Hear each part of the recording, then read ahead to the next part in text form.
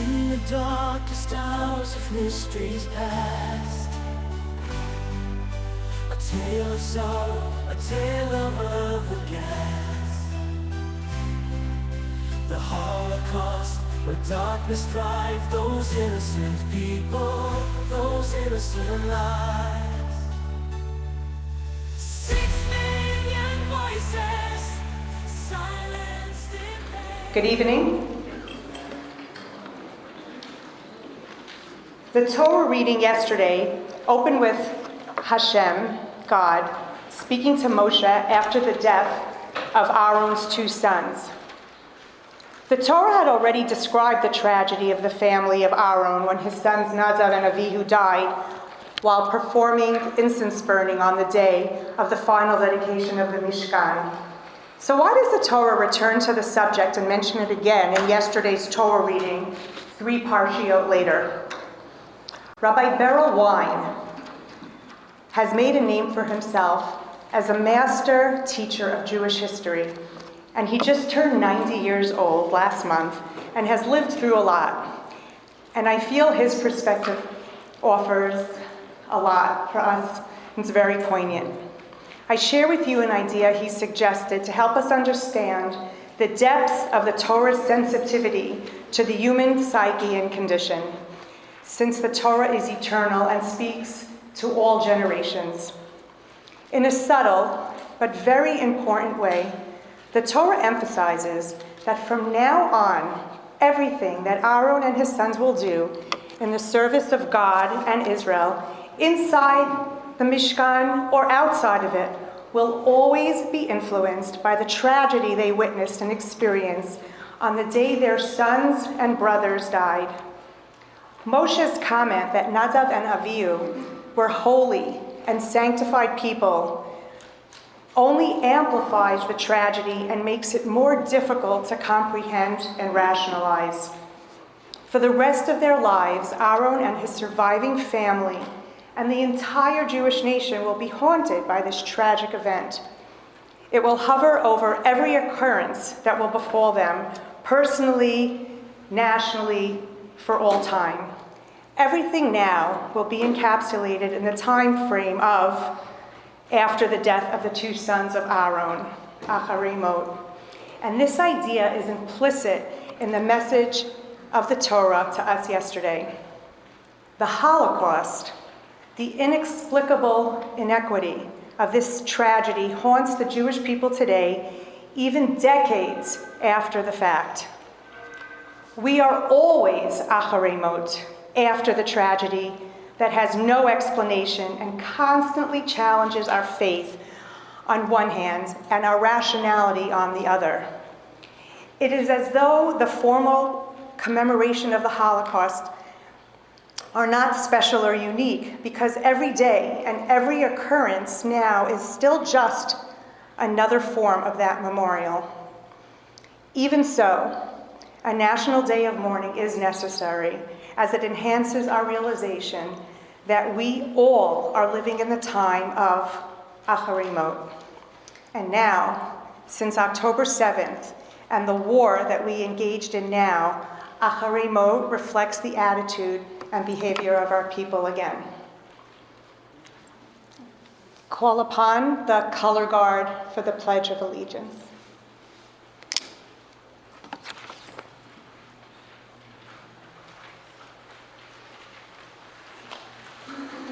Audience, please rise. Color guard, advance.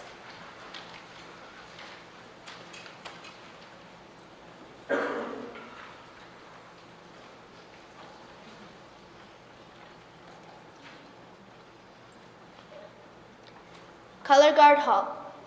Cross the colors.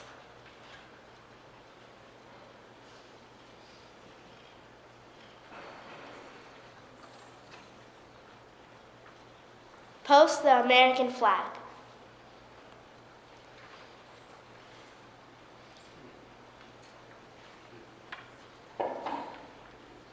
Salute.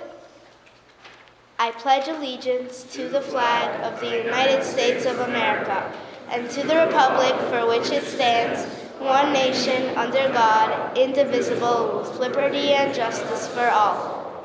2. Post the Israeli flag. Color guard regroup.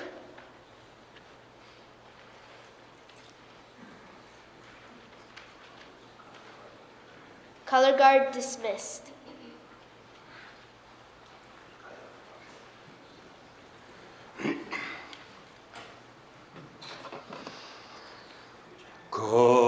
קולות בלבב פנימה נפש יהודים הומיה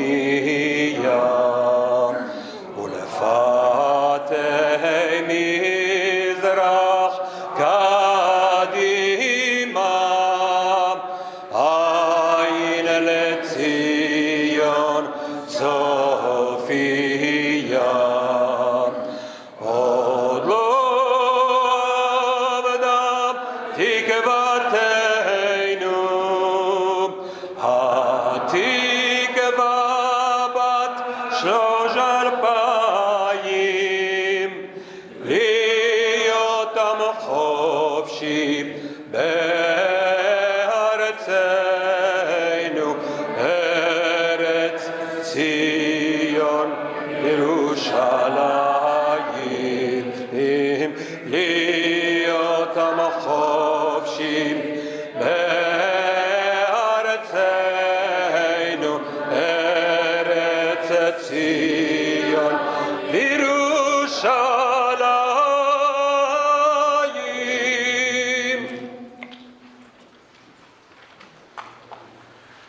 You may be seated.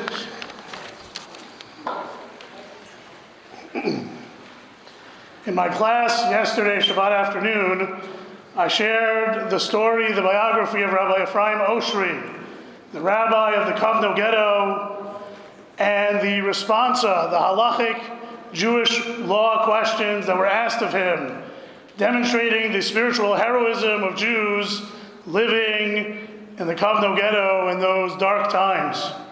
Right after Shabbat, I came across an amazing story featured in the Times of Israel in their section for Yom HaShoah, related to that location.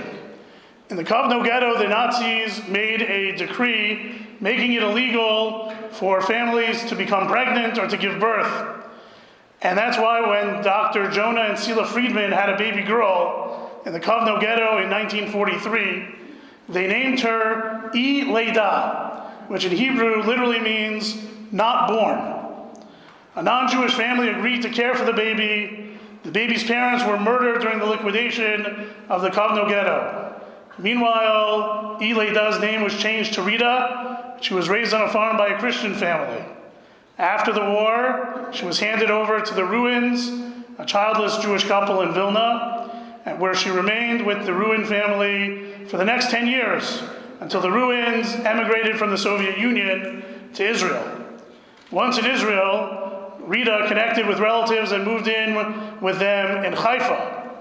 In Israel, Rita reverted to her birth name, and a short time later, after arriving in Israel, she was reunited with her father's cousins, Lazer and Toiba Goldberg, from Laredo, Texas, who came to fulfill a promise that Lazer made to his cousin back in Kovno to take care of the little baby girl should he survive the war. Thus, Leida Friedman became Rita, became Gita Ruin, became Elida Friedman, became Elida Goldberg. 5 identities all within 15 years. On Yom HaShoah, we take some time to think about the magnitude of the tragedy of the Shoah, of the Holocaust, not only in terms of the number of those who were murdered, but the degree of disruption, displacement, and disconnect experienced by the survivors that is part and parcel of the Shoah's legacy that continues to reverberate until today. There's one other reason why I chose to share with you the story of Elida Goldberg. You see, once in the United States, Elida got married. She was then known as Elida Katzman. And together with her husband, Robert, they had 3 children and spent time living both in Israel and the United States. In 1974, the Katzmans decided to move to Los Angeles, and the parents sent their children to LA at the end of the summer to prepare for the school year. They planned on meeting up with them closer to the beginning of the school year. On September 8th, 1974, the Katzmans were on TWA Flight 841 from Tel Aviv to New York, with stops in Athens and Rome. And 30 minutes after leaving Rome, the plane crashed into the Ionian Sea, killing all crew and passengers on board, including Alida and her husband. After an investigation, the National Transportation Safety Board determined that the plane was destroyed by a bomb placed in the cargo hold by members of a Palestinian terrorist organization. The life of the baby born in the Kovno Ghetto is a symbol in many ways for the story of the Jewish people throughout history, and especially the 20th century. As we say in the Haggadah, Shelo Echad Bilvad, Amad Aleinu L'Chalotenu, it is not merely one nation that seeks to destroy the Jewish people, who we are and what we stand for. 85, 90 years ago, it was the Nazis. Today, it is Hamas. Yom HaShoah is a day to remember the tragedies experienced by the Jewish people during the Holocaust and in subsequent years. But it is also a day to recall and tap into the strength and the resilience, the will to survive and to perpetuate that is a hallmark and emblematic of the Jewish people, even during our most difficult times. May the memory of both those who perished in the Holocaust, as well as those who survived but have since passed, serve as a merit and a source of strength, especially today for Am Yisrael.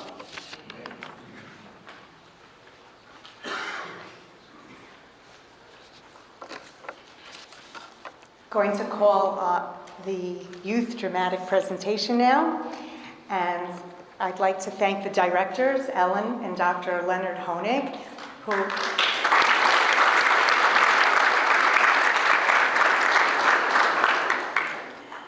I've been thanking them for decades.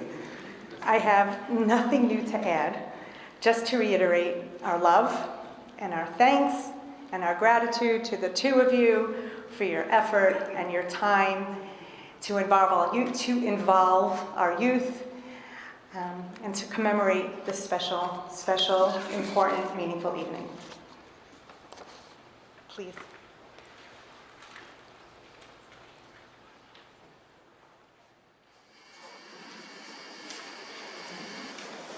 The Declaration of Children's Rights by Jonas Porchan. The child has the right to love. Child has the right to respect. The child has a right to make mistakes. The child has the right to be appreciated for what he or she is. The child has the right to fail. The child has a right to an education. The child has the right to have secrets. The child has the right to die with dignity. The child has the right to pray to Hashem. Tonight's play is about children, 200 of them, all orphans in the Warsaw Ghetto, and the heroic physician who took care of them under the brutal conditions of Nazi occupation. Together, they faced disease, hunger, adversity, and together they shared the journey to Treblinka. This is a story of courage, dedication, and love. This is the story of Jonas Porchan and the children. I need shoes. Does anybody have shoes? Size 4 children's shoes? Who has shoes? Good afternoon, Dr. Porchan. Good afternoon. Stefa, how are their weights? Fine. No one has lost weight. And how's Rivka's cough? Much better. Children, I have your Hanukkah gifts. Happy Hanukkah. For Hanukkah, I have new shoes. No more being barefoot around here. Thank you. Rivka, for you I have a hairbrush. Just what I needed. Happy Hanukkah, Dr. Porchan. I also found 2 Hanukkah candles. Perhaps with the miracle, they will last 8 days. I see we have a new girl. She looks sad. Everyone deserves a smile. Giannis, she saw her parents shot in front of her today. She hasn't spoken since. Her name is Sarah. I'm sorry. Sarah, I'm Dr. Korchek, and this is Hannah and Rivka.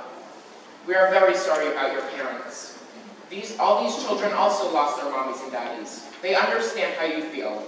The important thing is that we'll all be together no matter what, and we will all take care of one another.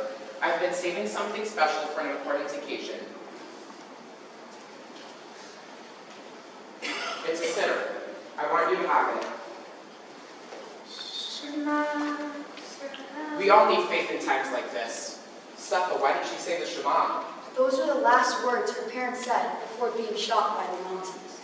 Heaven help us. Dr. Korchak, my bag of potatoes that I needed for the Lot Fest were stolen by a German soldier. He pushed me down, took the bag, and said dirty Jew. Are you okay? Yes. How dare you? I will go to the police station at once and straighten this out. We'll get back that bag of potatoes. Giannis, perhaps we should let this be. The Germans don't like Jews coming into their headquarters. Please, don't go! Don't worry, I'll be right back.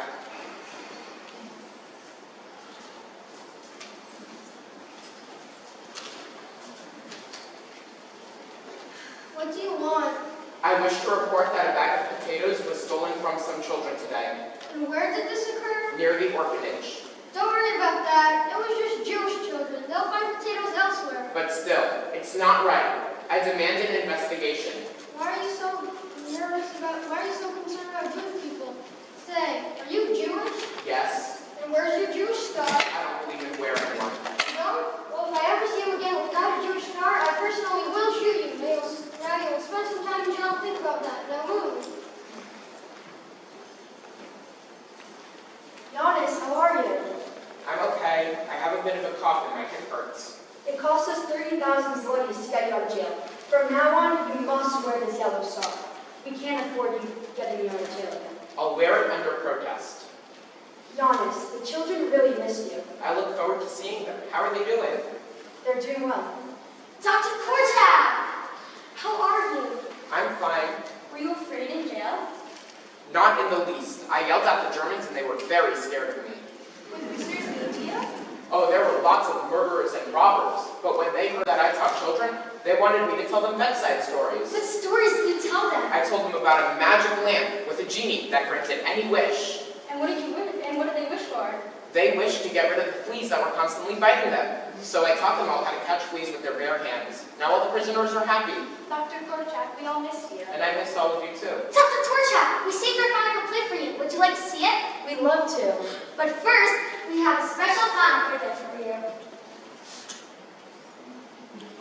A cane! It's wonderful. Just what I needed for my bad head. Now let's see the play.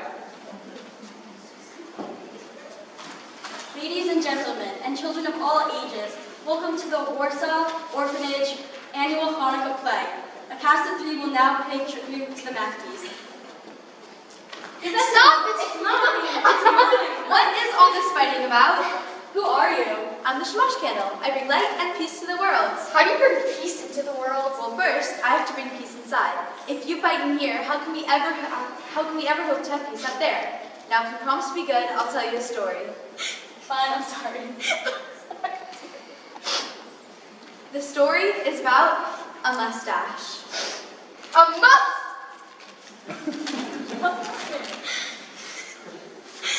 Yes, a tiny mustache that was mean. The mustache wanted to conquer the world. He marched around with his hand up high. He hated the Jews. The mustache invaded country after country. Austria, Czechoslovakia, Poland, Belgium, France. But soon, the good people in the world got together and fought the evil mustache. They won the war, and the wicked mustache was destroyed forever. Yay! Now you should know that even though the Hanukkah lights will dim and the night will get dark, I will certainly return at this time next year. And when I come back, I will bring new light and peace to our world. The end.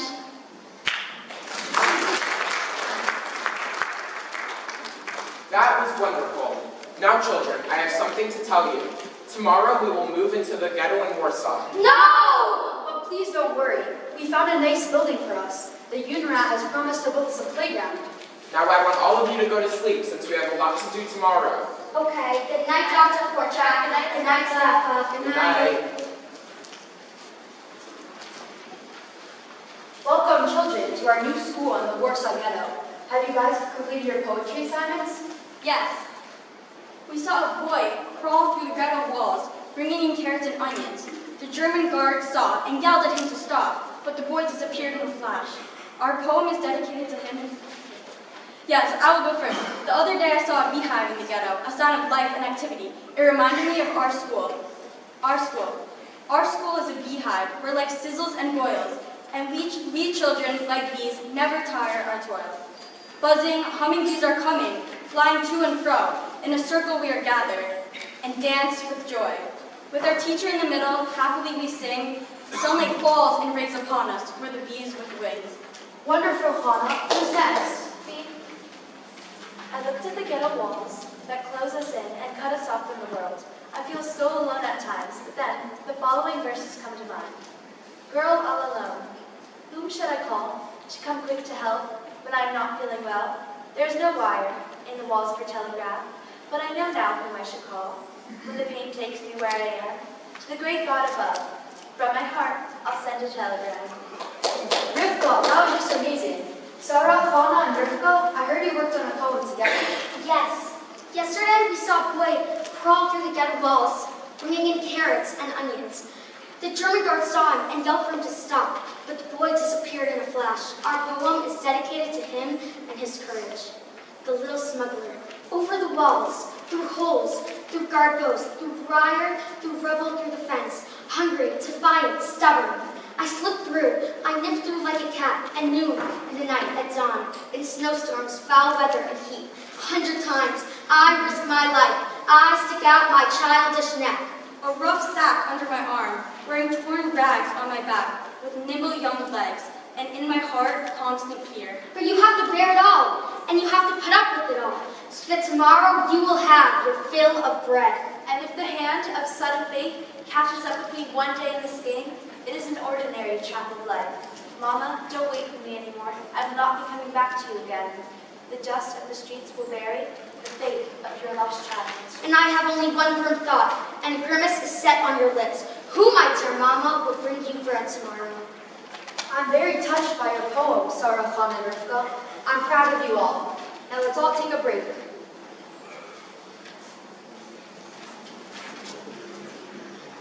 By order of the German authorities, all Jews living in Warsaw, without regard to age or gender, are to be deported to the east.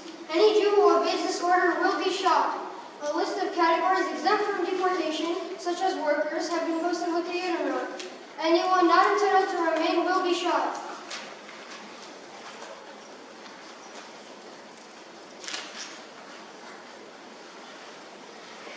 Some daily scenes from the Warsaw Ghetto. Yesterday, I saw two boys playing ball, and a dying child was in between them on the ground. One of the boys said, "Let's play somewhere else," as he, the dying child, is in the way. There are many kids dying on the streets of Warsaw. Who will bury them? There are children here, so hungry. Their faces are sunken, yellow. Their bellies are swollen. I cannot forget their eyes. Eyes that do not cry. They are all eyes. They see, they witness. That is all they can do. I woke up last night and said, the sun will soon be up. Then I wondered why it bothers. Even the light is dark in this place of the damned.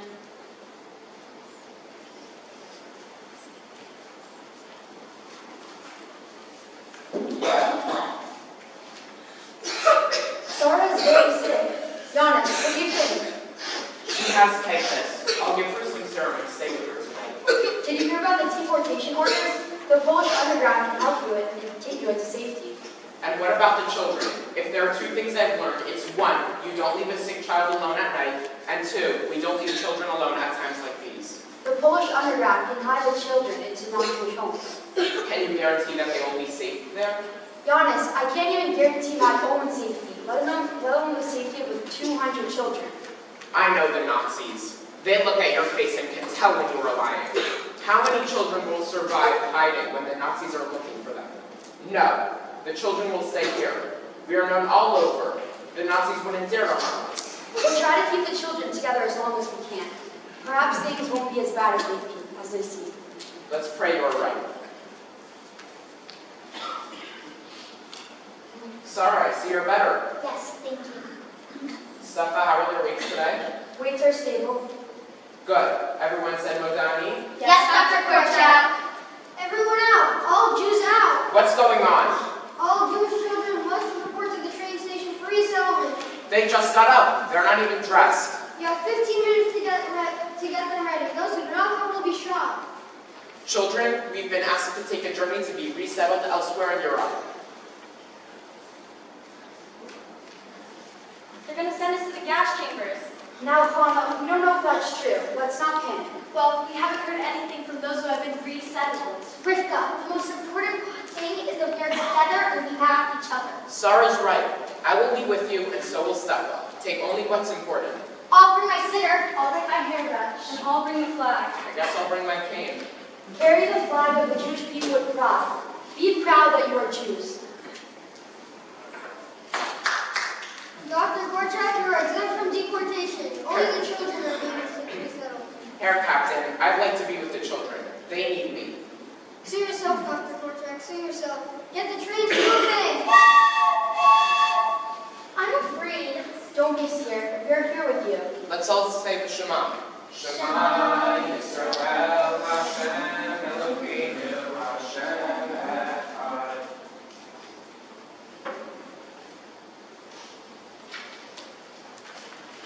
In his ghetto diary, Janusz Korczak wrote the following. Man feels and ponders death as though it were the end, when it is merely just the continuation of life.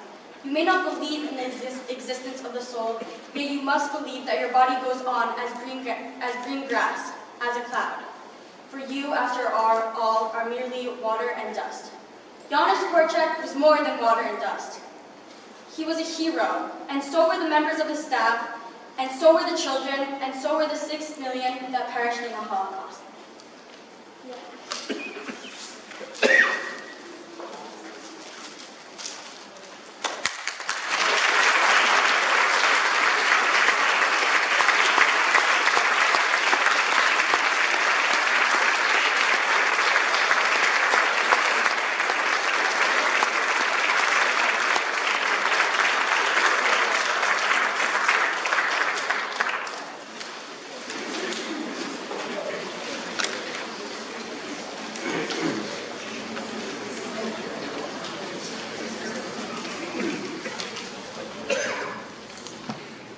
I wish to dedicate this song to the memory of Hagaon Harav Yisachar Shlomo Teichtel, the author of Ema Banim Smecha, which I'm currently reading, who was tragically tortured and murdered by Ukrainian prisoners and their Nazi guard, Yimach Shemam, on a freight train on its way from Auschwitz to Mauthausen in January of 1945.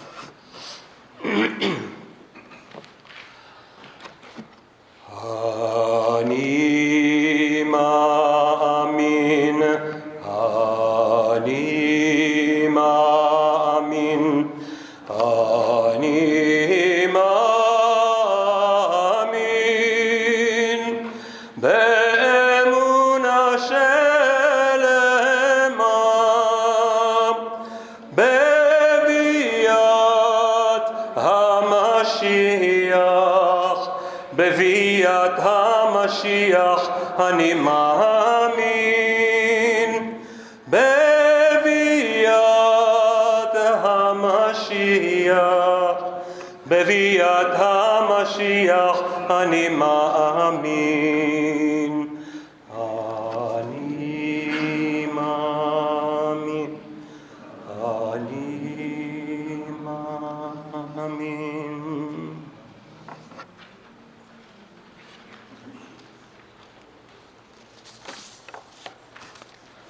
A smile is something you usually see.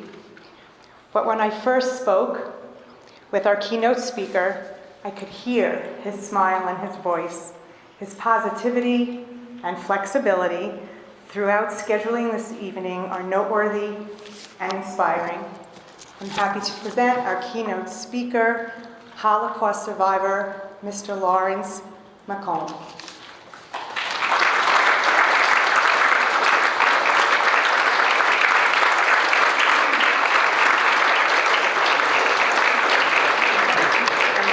There's a water if you want.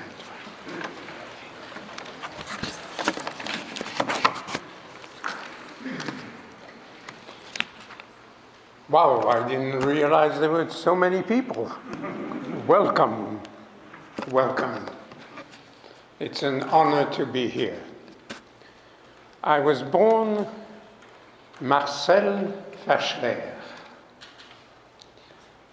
in 1939, in September of 1939. Young people, you're good at math. How old am I?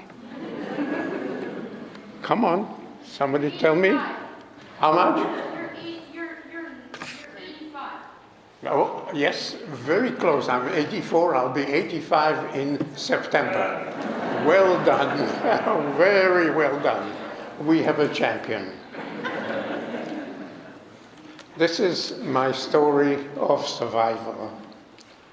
I'm one of the lucky ones. The reason I say that is because I was never interned in a concentration camp. I am one of the Holocaust children that survived. I've always wrestled with the fact, am I a survivor or not? People tell me I am. I suppose I have to accept that. But before I start talking about my life, let me give you some insight into my family. My father, Joseph, was born in Jaffa, Palestine in 1906. At that time, it was ruled by the Ottoman Empire. Who were the Ottomans? Anybody? The young man there, he must know who the Ottoman is. They ruled over much of like Eurasia. Well, the Ottomans were the Turks. And Turkey, during the Second World War, were allied with the Germans. At the age of 2, because of anti-Semitism, his father, Gershon, left Palestine, left Jaffa, and went to Berlin in Germany, where he had friends. My father became a lawyer. He met my mother in 1936. My mother was born in Berlin, Germany in 1915, and she became a dentist.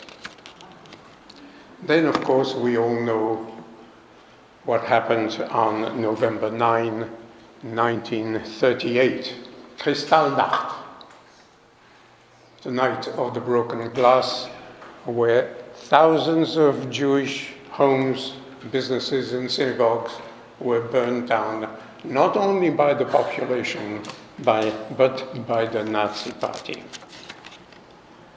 Now, Gershon, my father's father, lost one child to the ovens or the crematoria, and then decided that it was time to leave Germany, and took a car and drove to Antwerp in Belgium. Now, who knows where Belgium is? I'm going to ask this young man there. Do you know where Belgium is? It's in Europe. Yeah. All right, fantastic. Good answer. The question is, what are the countries that are surrounding Belgium? I'm guessing Germany. Germany is one. Sweden. No, Sweden is further north. I don't know. France on one side, Holland or the Netherlands on the other side, and then the North Sea, which is dividing Europe and England. So after his brother was taken by the Gestapo, my parents finally decided that it was time to leave Germany. And they paid to get smuggled from Germany into Belgium. And it was a very heavily wooden area. But I have to tell you this anecdote. My mother told me.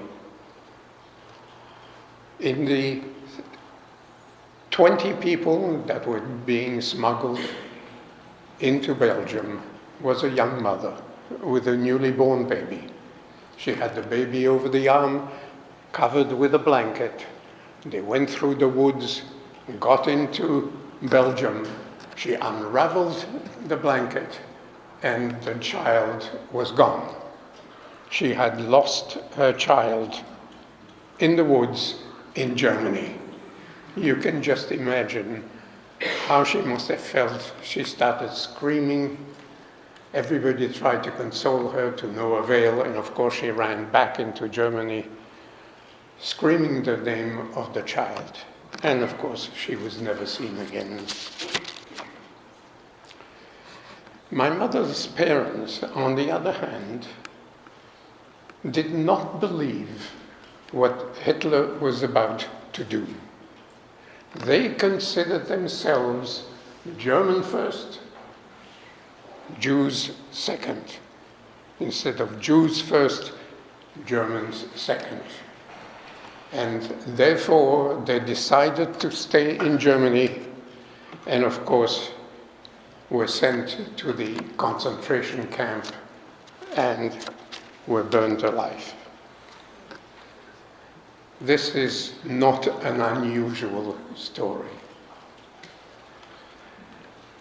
Now we come to my life. As I said, I was born on the 3rd of September, 1939, 3 days after Germany invaded Poland. Auspicious days. Germany conquered many countries, and in 1941 they invaded Belgium.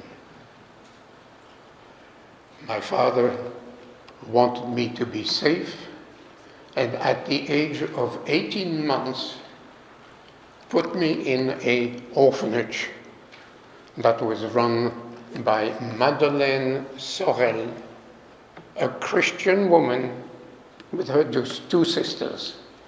She was aided by 3 Catholic priests.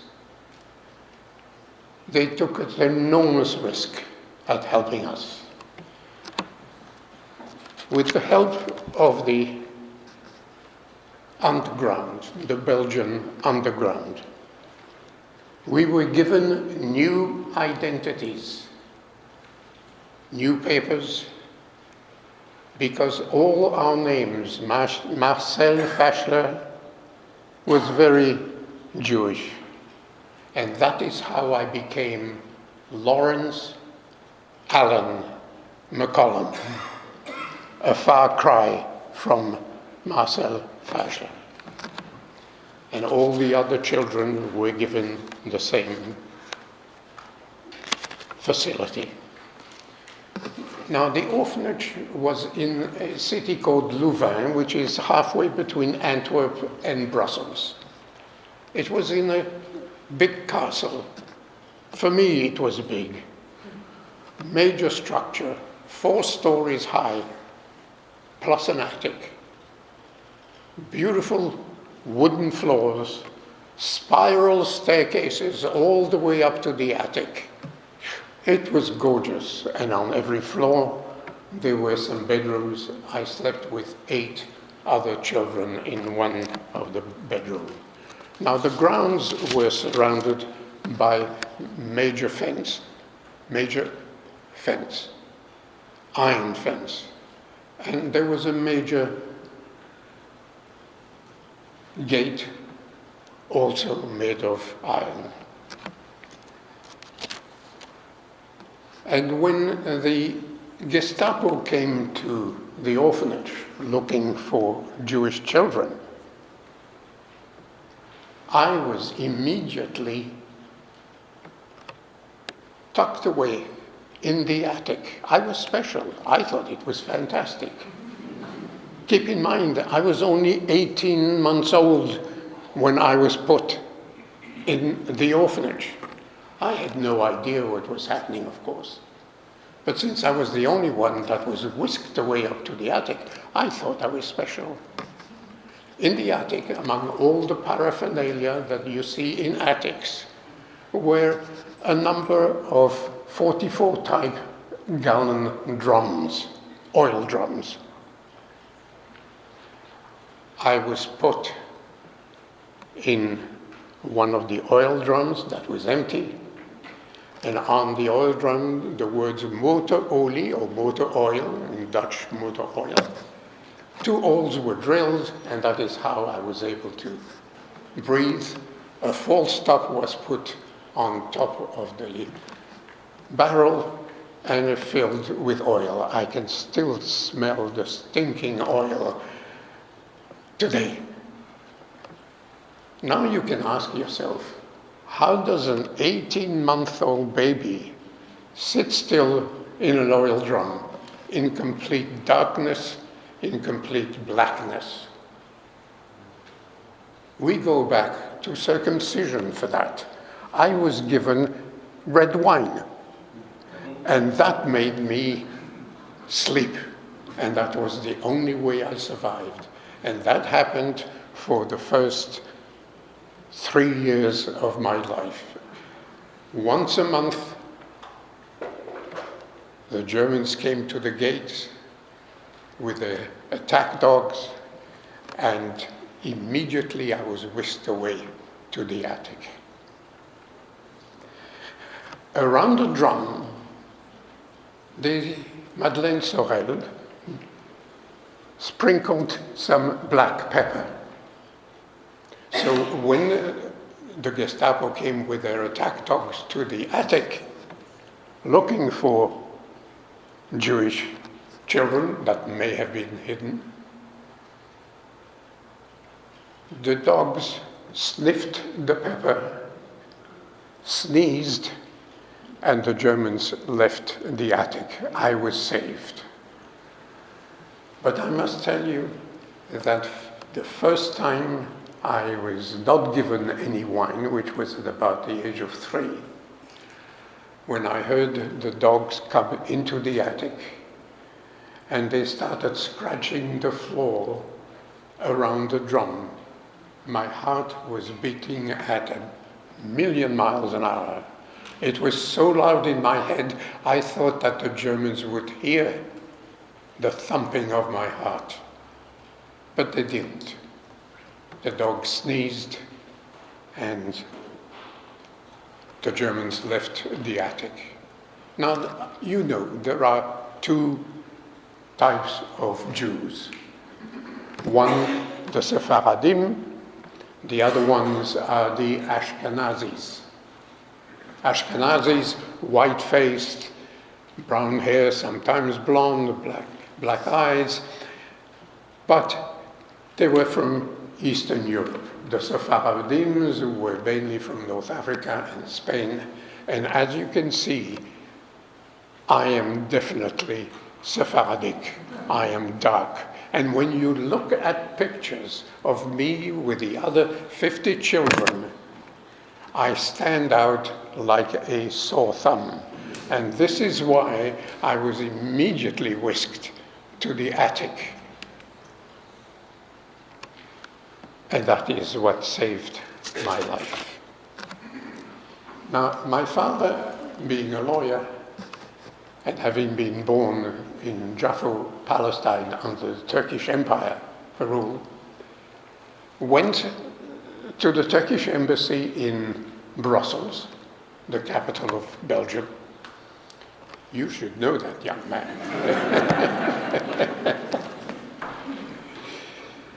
And demanded a Turkish passport. As I told you before, Turkey and Germany were allies during the war, and in fact he was able to obtain a Turkish passport. And that is why he did not have to wear the Jewish star, the yellow Jewish star. He didn't have to wear it walking in the streets. All the other Jews had to wear it. As you learned from this young man, if you did not wear it, you got shot immediately. Very well done. And that is how he survived. My mother, on the other hand, went from one hiding place to the other, and that is how she survived.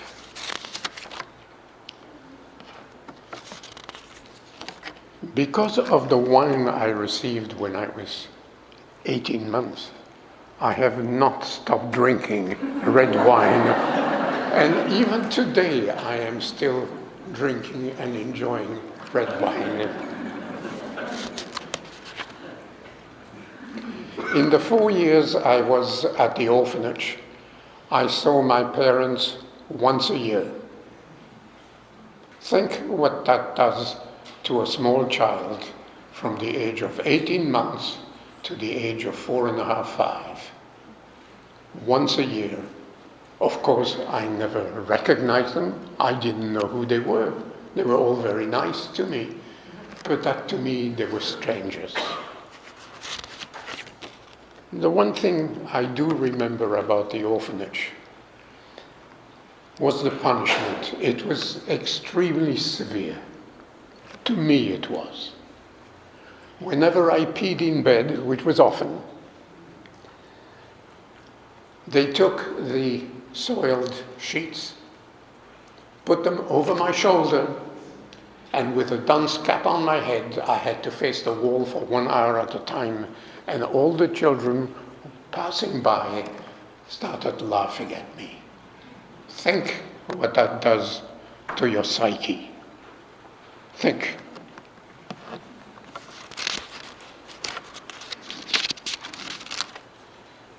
It was very strict. I never felt love. I felt no affection whatsoever. I always felt alone, and I still do feel alone. I never had any friends, and even today, I don't have one friend. I talk to one person once a week, somebody I met many, many years ago, and we exchange what happened during the past week. But he's not really a friend. I did not know I was Jewish. It was a secular place. I knew nothing about the Jewish religion. I had no concept of what Judaism was. But I survived. In 1944, the Germans requisitioned the chateau, and people had to be scattered. All the children were in various different orphanages. My parents decided that I should go on a farm. They found a childless farmer and his wife, who they paid, and I was on the farm. Suddenly, freedom, open fields. I had never seen open fields. I was always enclosed like a prison. And I started running around in the fields from morning to night. And then I saw little animals. I had never seen a chicken, a goose, a cow, a donkey. I didn't know the difference between a bull and a cow. I'd never seen them. But since they were there, I started talking to them. And I started befriending them. I made one mistake. I tried to befriend the bull. That was the wrong thing to do. He started charging, and let me assure you, I ran for my life and I barely made it over the fence. Another little anecdote that happened at the farm. One day we had the visit of a couple with a beautiful young 5-year-old girl. She was absolutely gorgeous. Blonde hair, blue eyes, white skin, white dress, white shoes, white socks. And we were asked to go and play in the barnyard. I said, okay, well, let's go and play. We played hide and seek. Unfortunately, the young lady tripped and fell on the manure stack. She stank to high heaven. Her dress was completely ruined, as you can well imagine. She ran back into the farmhouse, screaming and crying, accusing me of having pushed her on the manure stack. Total betrayal. And ever since then, I've been very wary of beautiful blondes with blue eyes and white skin. Never dated one of those, never. And of course, life continued. And then came the liberation in 1945. My parents came to pick me up. I had no idea who they were, but they showed me a lot of love. And it's something that I have never experienced in my first 5 years of my life. It was good. It was wonderful. Anyway, we lived in Brussels. It was a very interesting house, 4 stories high, a small front garden with a low fence. I had to go to school. By the way, I hated school. I hated school. To me, it was like another prison. I had to follow rules and regulations, which I had already done for the first 5 years of my life. To me, it was prison. I was the worst student ever. I rebelled. I never did any homework. I hope you young people don't follow my example. At that time in Brussels, there were still American tanks in the streets. And as I was walking after school in the streets, the soldiers, American soldiers, threw candy at me, which was very nice. I enjoyed it. Then I started dancing for them, and suddenly more candy was thrown towards me. It was fantastic.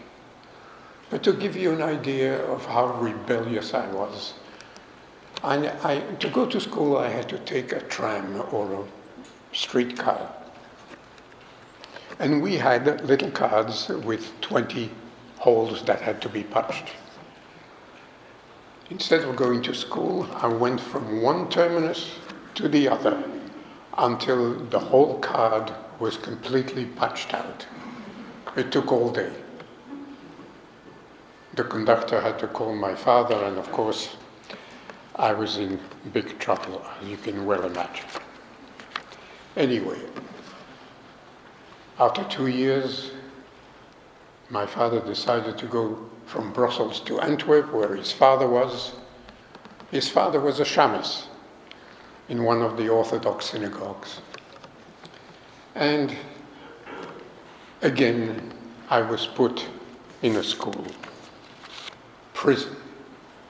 Anti-Semitism was terrible at that time. Still is today, as you've read in all the newspapers worldwide. Walking in the park, after synagogue, I was punched, I was kicked, I was called a dirty Jew. I was 13 years old. Think of what does this sort of behavior, what it does to your psyche. It is absolutely horrible.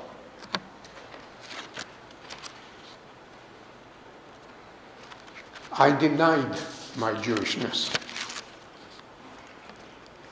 But because I was such a bad student, I left school at the age of 15. My father wanted me to have a profession and decided that I should become a pastry chef.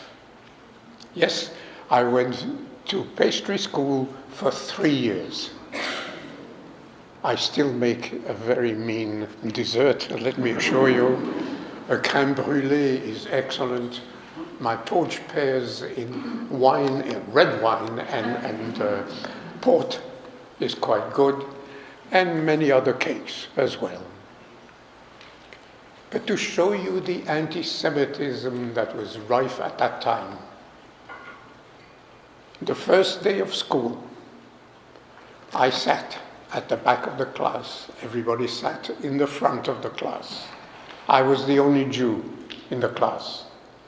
The teacher on the first day came in, turned sideways, and said to the class, "Don't think I am Jewish because I have a crooked nose." Everybody turned around and looked at me. If only I could have found a little hole to hide in, I would have done so. Now, pastry school was very interesting. I loved it. I enjoy, and I still enjoy cooking now, except, of course, my wife is so much better than I am. And just to give you some idea of what transpired next. School finished at 3 o'clock. My two sisters, who were born after the war, were taking ballet lessons at one of the schools very close by. So at 3 o'clock, I went to watch them dance ballet. I enjoyed watching it. I started participating in it. But I've never found out if I was there because I liked ballet or because I was surrounded by beautiful young ladies.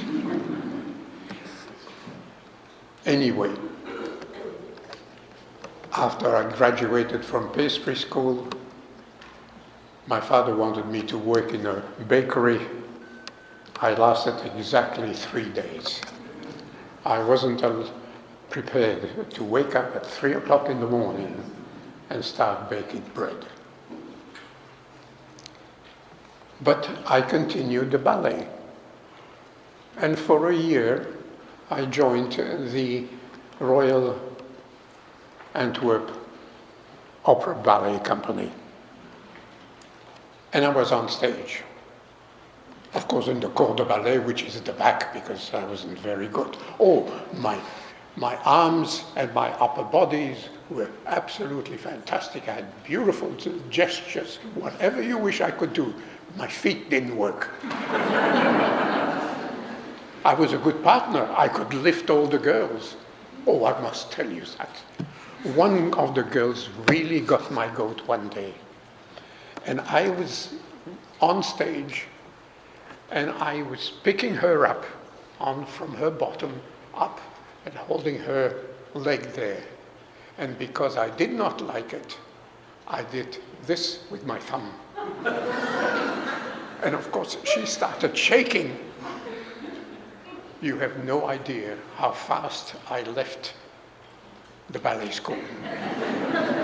Because I knew I was in trouble, in major, major trouble.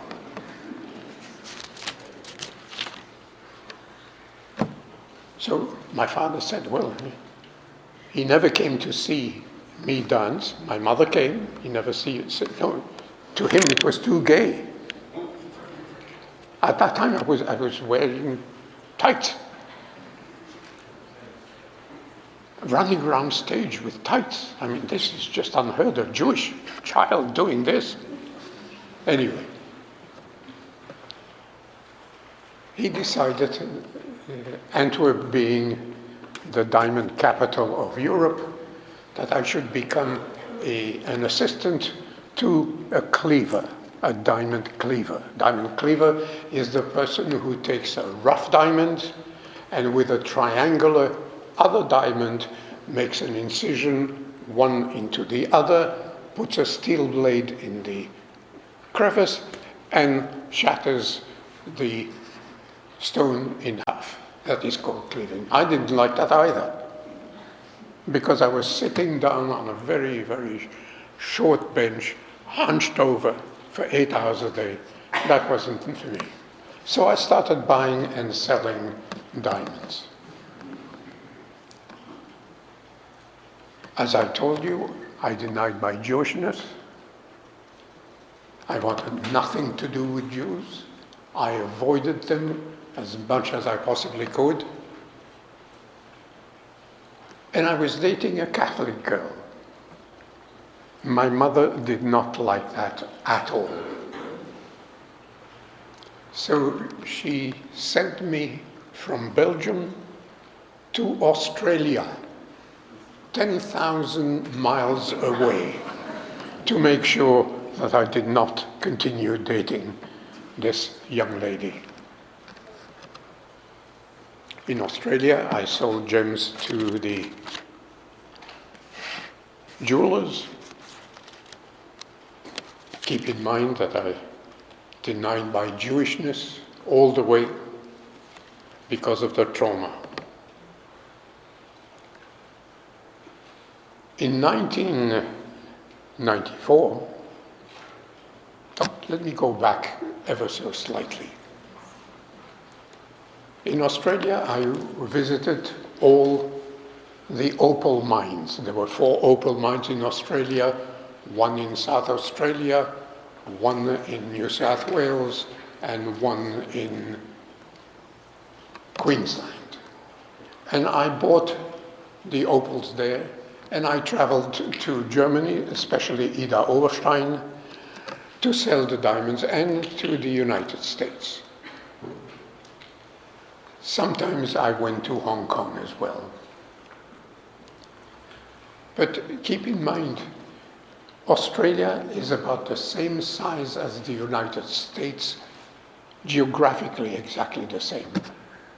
But it only had, in 1965 when I got there, it only had 16 million people, less than California.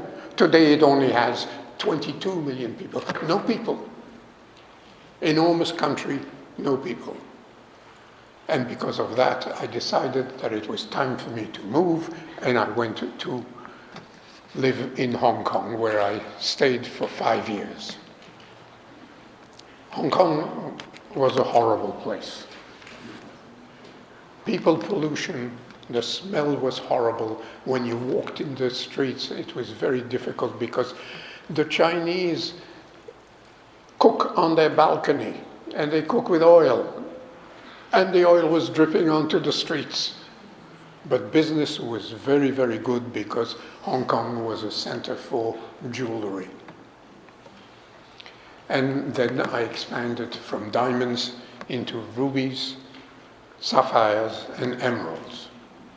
And I traveled the world. I went around the world every 6 weeks from one mine to the other. Every 6 weeks. That's a lot of traveling. To give you another little anecdote, and why I am surprised that I am still alive. When you go to Bogota in Colombia to buy emeralds, because that's where the best emeralds come from, you get into your hotel, take your jeep up the mountain, go to where the miners are, and if you know your history, the mines were run by the terrorists called the FARC. If you remember the FARC. They were terrible people.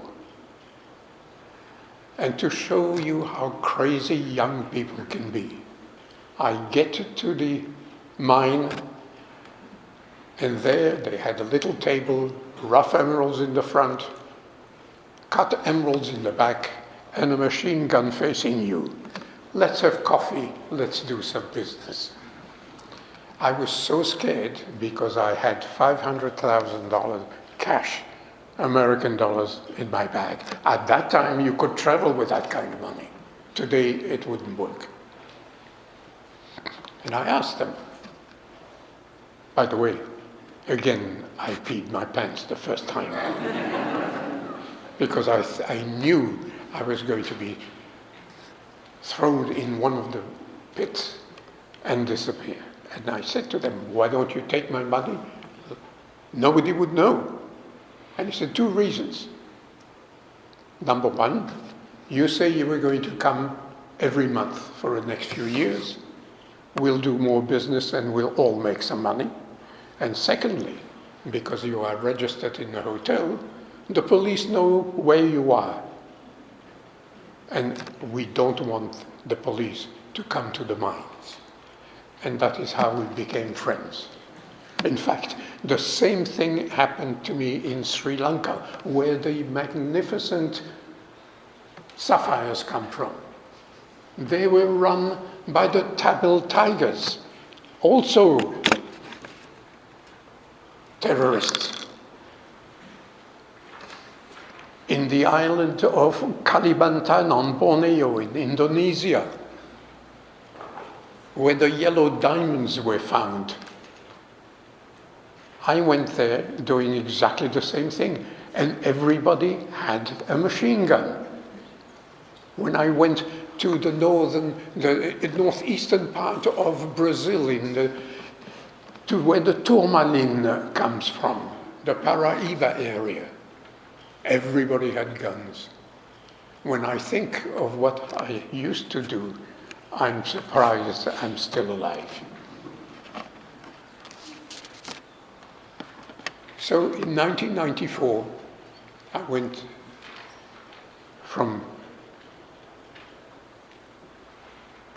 let's go back, 1988. I decided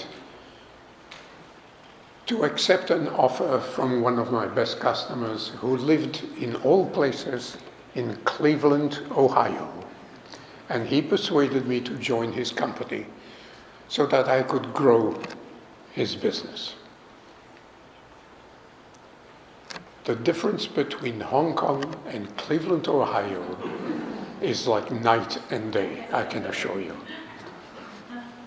But I continued to travel as well. And then I opened a jewelry-only pawn shop in a very poor area of Cleveland, Ohio, and never had any problems. And it was a very, very lucrative business because it was at that time that gold went from $200 an ounce to $1,800 an ounce. It was very profitable. People were lined out outside the store before we opened to try and sell their gold. Anyway, in 1994, I went to the Holocaust Museum in Washington, D.C., and I talked to the people down there, and I put a petition forward to get Madeleine Sorel on a wall for the righteous among nations. It took about 4 years to achieve that. I wasn't the only one. There were 2 other people that did that as well. And on 1998, she was put on the wall number 4. 2014, I retired, sold the business. My wife and I moved to Naples, Florida. It was too quiet for us. Nothing happens. People go there to die. No action. I mean, it's terrible. Anyway, I was retired, and going up down the road 41, I saw a sign that said Holocaust Museum. I said, okay, well, I've got nothing else to lose. I'll go inside. Could go and talk to the people. I went inside, and after 6 hours of talking and telling them my story, they persuaded me to tell my stories to audiences like this.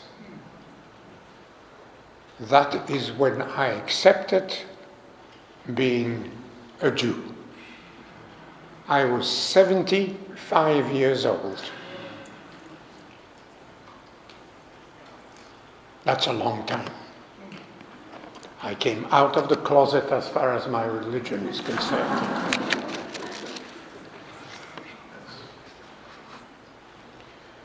October 7, 1,200 Jews were murdered. Do you realize that Israel has approximately 8 million people? The United States has approximately 340 million people. If you extrapolate the figures, the 1,200 that were murdered in October equal 59,000 Americans dead, slaughtered in one night. 59,000. What do you think the American government would do? Do you think they would retaliate? Or would they say, oh, no, we're going to turn the other cheek, we're going to talk about ceasefires? What do you think would happen if Mexico started sending missiles over to Miami? Do you think anybody would move? Of course not. They would accept it. No, they would retaliate. There are, according to the Claims Conference is the organization that organizes the reparation payments to survivors. There are only 245,000 of us left in the world. I'm one of the very youngest one, because I was interned when I was 18 months.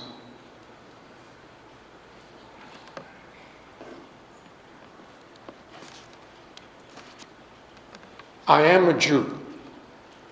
I've accepted being a Jew, and I will continue to speak on behalf of the 6 millions that were murdered by the Nazis. Israel never started a war. It only retaliated after being attacked. Very important point. You can all make a difference. We can all try and make the world a better place. I urge you to try and do that. Thank you for listening.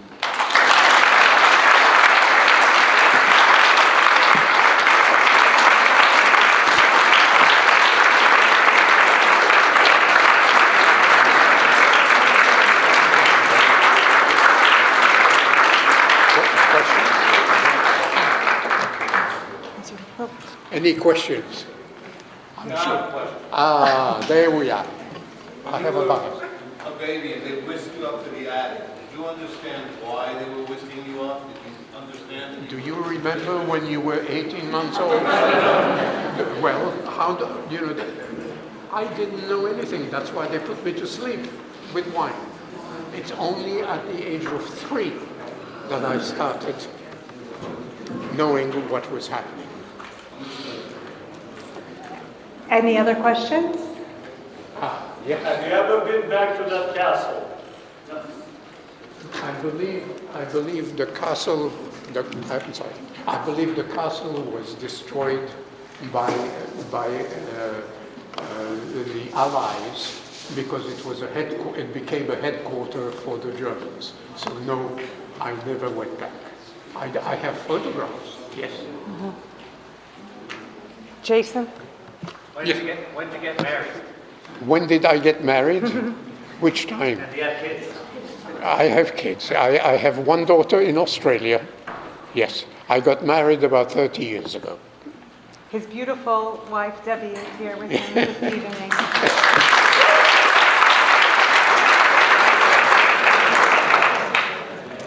Okay. Yes.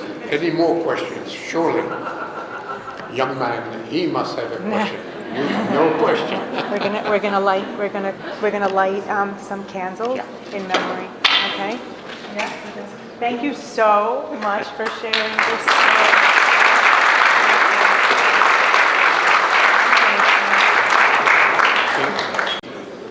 Each year, Yom HaShoah stirs up sad and mournful feelings for the Jewish people. But due to recent events, Yom HaShoah this year takes on a newer, more raw sense of sadness. The October 7th attack on Israel by Hamas, Iran's strike on Israel, and the current protests around college campuses take the danger and fear Jews felt in the 1930s and 40s and bring it all the way forward to 2024. But Yom HaShoah, despite the emotion that comes with it, gives us a chance to take a step back and take stock of where we are as a people and where we are going. The Holocaust taught the world that Jewish people are survivors. We are fighters. We are a people of resilience. The Holocaust demonstrated our people's commitment to hope, to life, and to the future. With a chance now to take a step back and examine how the Jewish people are handling current threats and tragedies, I can't help but notice the same characteristics at play. October 7th reminded the world that the Jewish people are still survivors, we are still fighters, and we are still resilient. We will continue our commitment to hope, to life, and to the Jewish future. We will never be broken. We will always stay true to our resolve. And despite our differences, we will always be committed to the protection and continuity of the Jewish people. We must remember our ancestors, to remember where we have been and where we are going, and to stay unified in our resolve. With this in mind, please come forward to light a candle as I call your name. Mr. Lawrence McComb, please.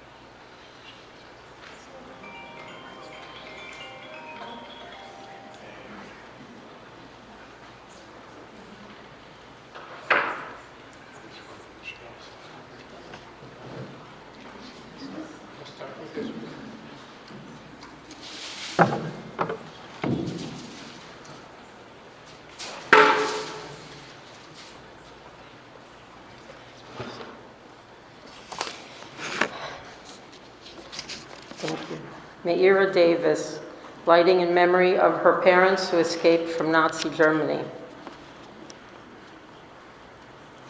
Sahara Epstein, lighting in memory of her husband Baruch Epstein.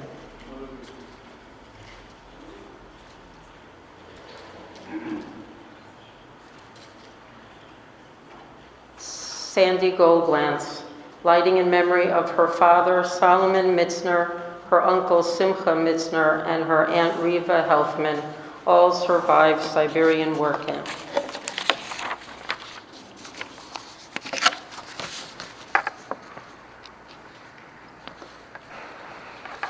Sarah Gottlieb, lighting in memory of both sides of grandparents, Yitzhak Meir and Miriam Varshaviak, and Avraham Abba and Sora Friedel Levin.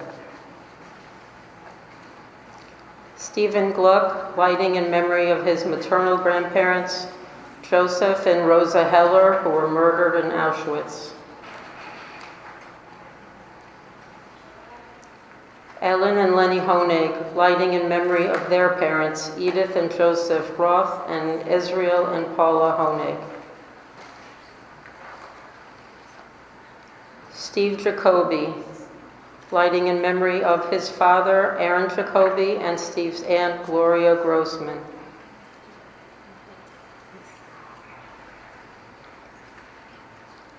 Ed Zinn, lighting in memory of his parents, Albert and Doris Zinn.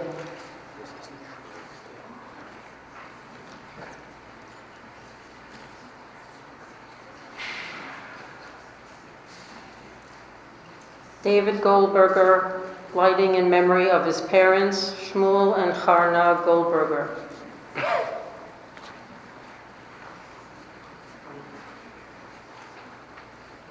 Carol Berkson Weinstein and Kobe Berkson, lighting in memory of her father and his grandfather, Joe Rubenfeld.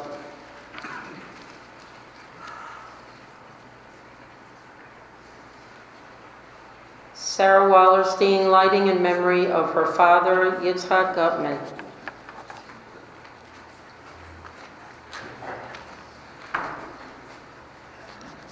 Ephraim Sobel, lighting in memory of his uncles, Ephraim and Aaron Sobel, who both perished in Treblinka.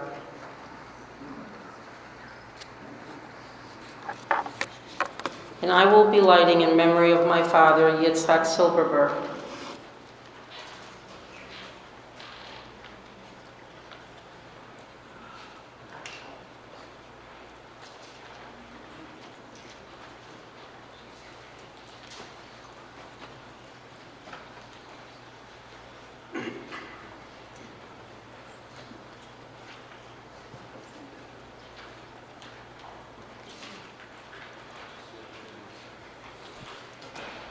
It is through the memories of the loved ones just named and all the soldiers who have sacrificed their lives in all of Israel's wars that Hashem should protect us and future generations so that never again is truly never again. We will win. Am Yisrael Chai.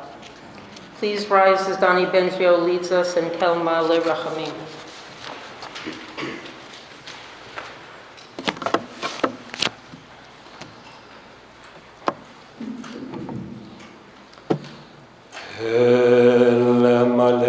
רחמים שוכן במרומים המצא מנוחה נכונה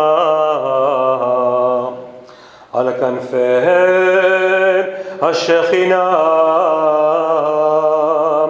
במעלות קדושים טהורים וגיבורים כזוהר הרקיע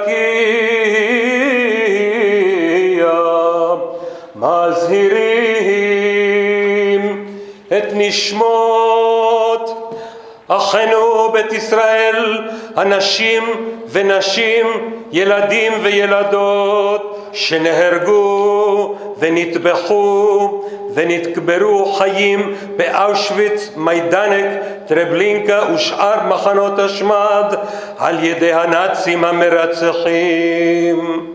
בעבור שאנחנו מתפללים בעד הזכרת נשמותיהם בגן עדן תהיה מנוחתם, לכן בעל הרחמים יסתירם בסתר כנפיו לעולמים ויצרור בצרור החיים את נשמותיהם. אדוני הוא נחלתם וינוחו בשלום על משכבותם. ונאמר אמן.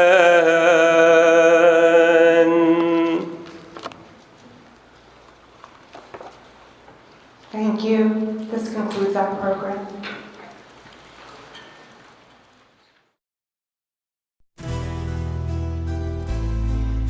And in the darkest hours of history's past, a tale of sorrow, a tale of love aghast. The Holocaust, where darkness thrived, those innocent people, those innocent lives. 6 million voices silenced in pain. Never again we vow to proclaim. Through the voices of children, their spirits survive. Their songs echo softly, keep their memories alive.